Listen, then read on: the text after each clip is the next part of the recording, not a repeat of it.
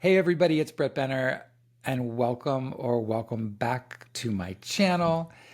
I am back today to talk about part two, about the books that I hope to read this summer. As I said in my part one, I wasn't going to do a typical June, July, August TBR because I've been so bad about sticking to my TBRs. Although, ironically, I've gotten through most of my May TBR now in June. But generally speaking, I've been so bad at it. And so instead, I've just compiled a group of books that I'm really hoping to read by the end of the summer. So stick around.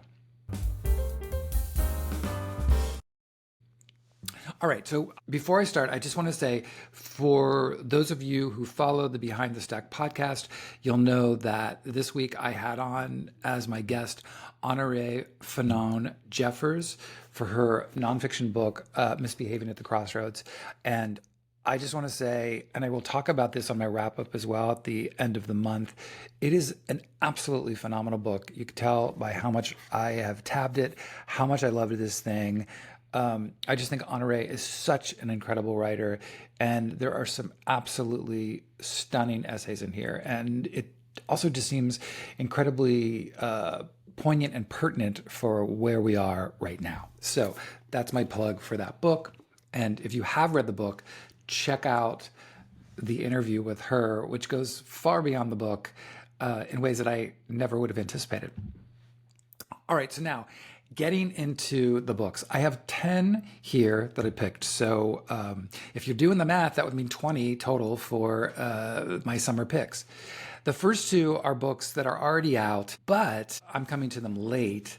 The first being Taylor Jenkins' Reid, Atmosphere. I'm actually doing this one on audio because Julia Whelan narrates this one, and I think she's so crazy talented, all the way back to her Once and Again days. Do any of you remember that show with Billy Campbell and Celia Ward? She was one of the daughters. This is about a woman in the NASA space program. It's also a love story. I'm really enjoying this thing. I know a lot of people are reading this. Let me know if you're reading it, but that's currently what I'm reading now, and one of the books that I wanted to get through for the summer. The other is S.A. Cosby's King of Ashes. I love S.A. Cosby. He is an auto-buy author for me.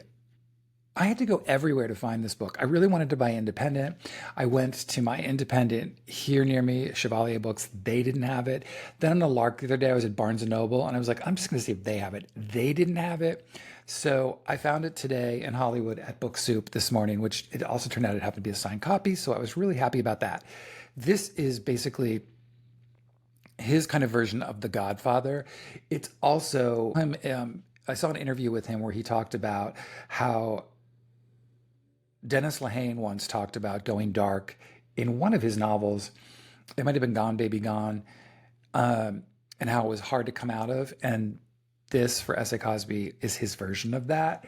So really looking forward to this. I'm expecting it to be really brutal. Let me know if you've read or listened to this one as well. Now, on to everything else. Okay, so for me, summer is also about, as I've just shown you, kind of escapist reads, mysteries, things that are more what I consider like pop fiction. And this is certainly going to be that. It is a mystery by a debut writer, and it just looks really good. And when they said it's kind of giving Desperate Housewives vibes, I was like, all right, I've got to try this. It's Bless Your Heart by Leigh Dunlap. It's set in Atlanta. It says, motherhood and murder link five very different women when a working class detective clashes with wealthy moms in this upmarket thriller in the vein of May Cobb and Geneva Rose.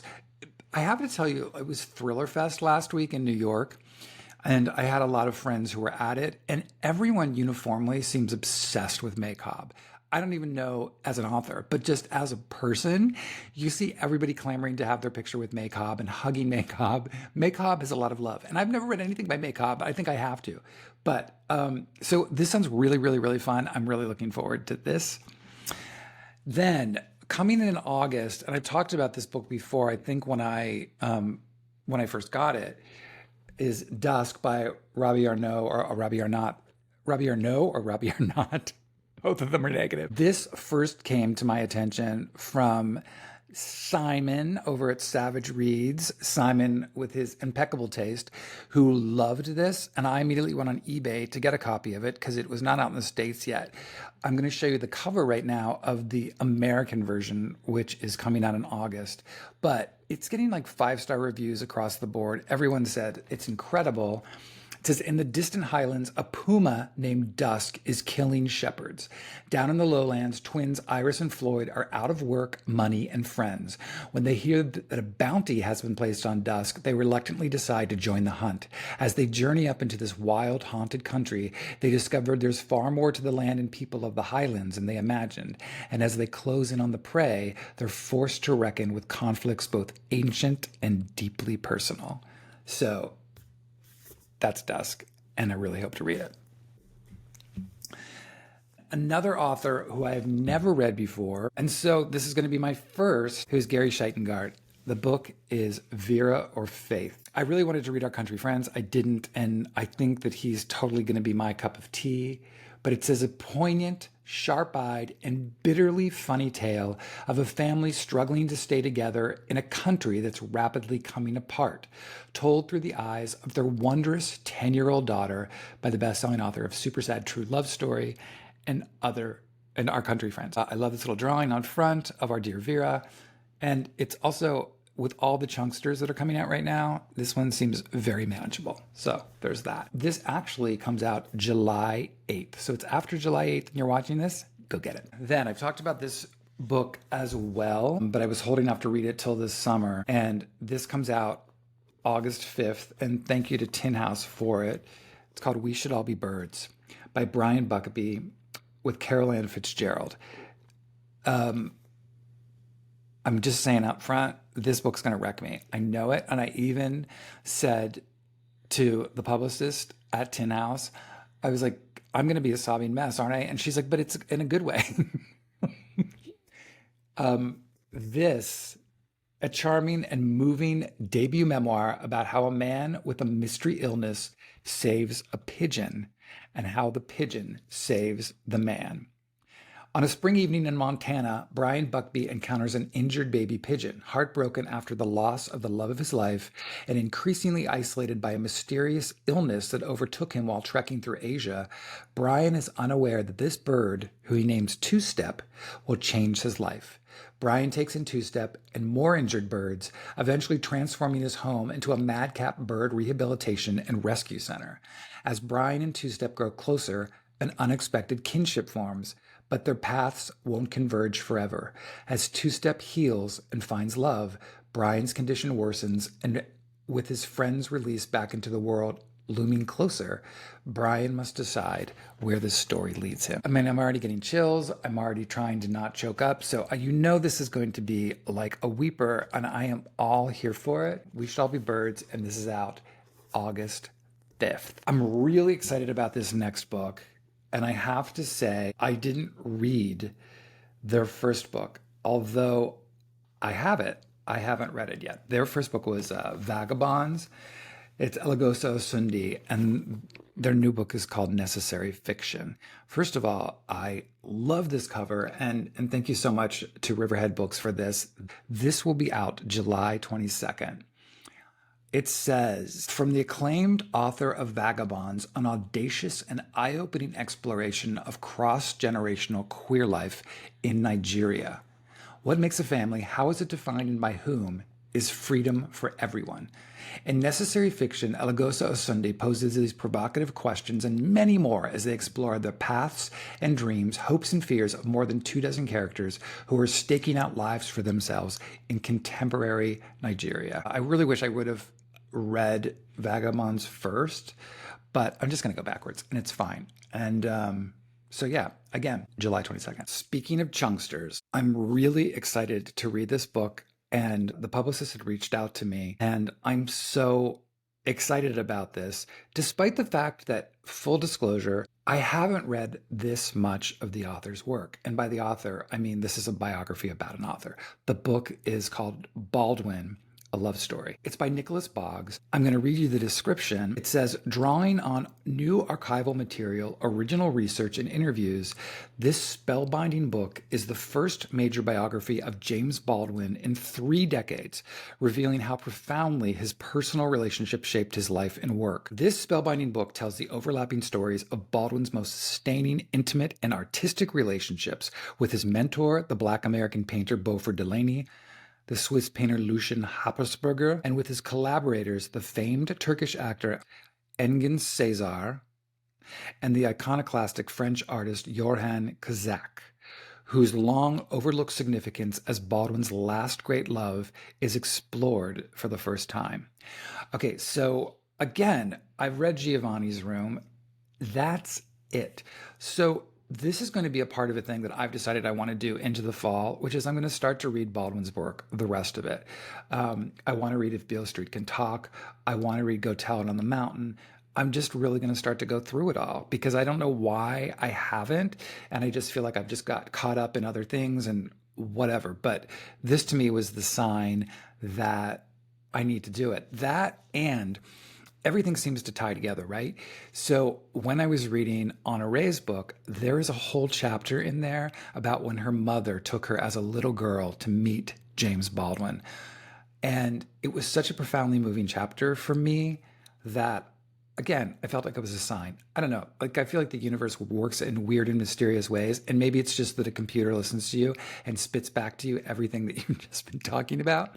Like if I say, I really love cherry ice cream, and suddenly on my Instagram feed, there are 1,700 things coming up with cherry ice cream cones. You know what I mean? So this is kind of that. But this is a big honking book, and I'm going to take my time through it this summer. But I'm really, really excited to dive in. Then coming August 12th, this book looks so interesting to me and also has one of the most beautiful covers of the year, which is Dogs by C Mallon. The description of this goes as follows. A singular, devastating debut novel, Dogs traces the fallout of one catastrophic night in the lives of 5 high school wrestlers, asking what can survive in the blast radius of latent trauma and violence.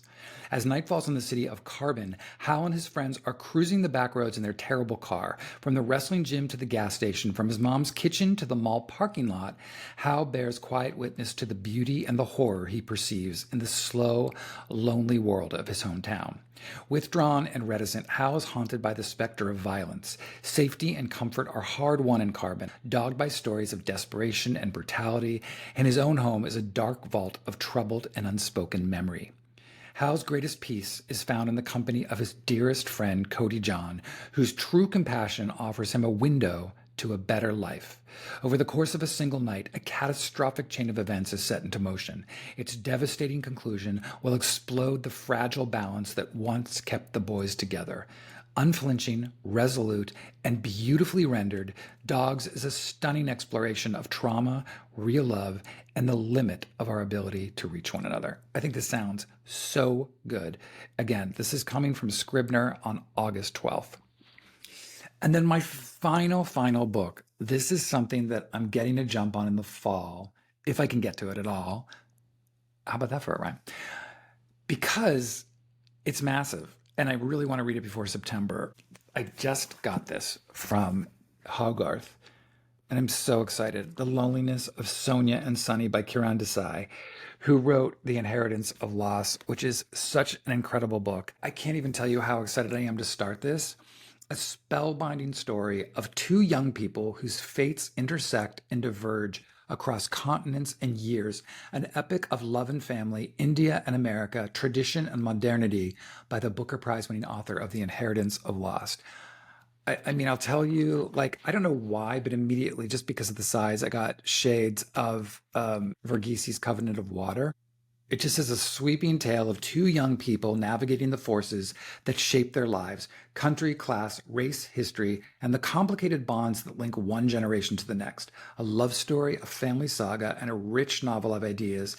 It is the most ambitious and accomplished work yet by one of our greatest novelists. I mean, I'm so excited, and hats off to David Ebershoff for not only editing this monster, but also the new Joyce Carol Oates book, Fox, which is going to be one of my favorite books of 2025. Spoiler alert, it is so good. And I'll talk more about that on my wrap up. But there you go. I didn't even say, this is out September 23rd. So just put it on your list. You can say this is like the first of a fall preview book. So that's it. I'm also dabbling in some things that I don't want to talk about today, which are potentially going to be for the podcast. Speaking of the podcast, for those of you who follow, first of all, thank you for following and thank you for watching. But the podcast will be going down for most of July and August. Big life things happening for me in that time. I'm going to be moving. My daughter is going to college. So I needed a break, and it's a lot of work. And so I also needed the time to kind of recharge and figure out who I'm going to have on for the last part of the year. And so that's what all of this is about. I am going to have a few pop-up episodes that will be coming out, including my second quarter faves, of which I'll talk about some of those on the podcast. And then I will do all of them on this channel afterwards. So look for that. And then again, the regular weekly episodes will begin the first week of September. I hope you all are doing fantastic. I hope you all are staying sane for those of you who are in the United States and are witnessing everything that's going on. I think it's a very challenging and difficult time. Hang in there, try not to doom scroll, and know that we will get through whatever this is that's happening right now. And I will see you all soon.